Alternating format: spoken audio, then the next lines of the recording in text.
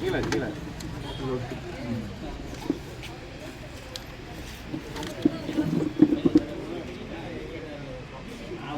போங்க.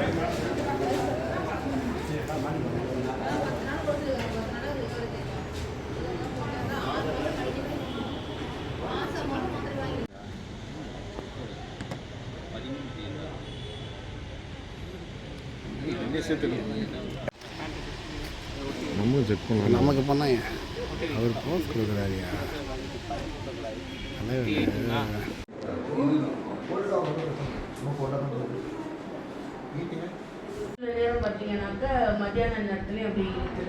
ரெஸ்ட் எடுக்கும் போதா வேலை பார்த்துட்டு இருக்கும் போது.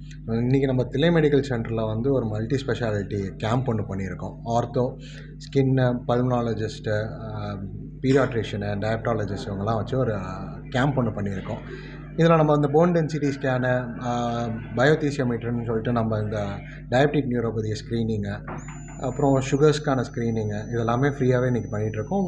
அண்ட் இது இல்லாமல் நம்ம மெடிக்கேஷன்ஸுமே இன்றைக்கி ஃப்ரீயாக கொடுத்துட்ருக்கோம். ஸோ இப்போ நம்ம ரீசெண்ட் டைம்ஸில் வந்து எனக்கு ஓபியில் எல்லா டைம்லேயுமே வந்து காமனாக பார்க்குற டிசீசஸ்ன்னு பார்த்திங்கன்னா முட்டி வலி, இன்னொன்று முதுகு வலி. முன்னாடி வந்து 60-70 வயசில் வந்த முட்டி வலி வந்து இப்போ நம்மளுக்கு ஒரு 40-50 வயசுலேயே வருது. முதுகு வலியும் பார்த்தா 30 வயசு 20 வயசு காலேஜ் படிக்கிற பசங்கள்லாம் வந்து இப்போ முதுகு வலி அப்படின்னு வராங்க. இது மோஸ்ட் ப்ராபப்ளி இதோட ரீசன் அப்படின்னா நம்ம எல்லாம் லக்ஸுரி லைஃப் ஸ்டைலில் இருக்கோம். ஆக்டிவிட்டீஸ் எதுவுமே கிடையாது.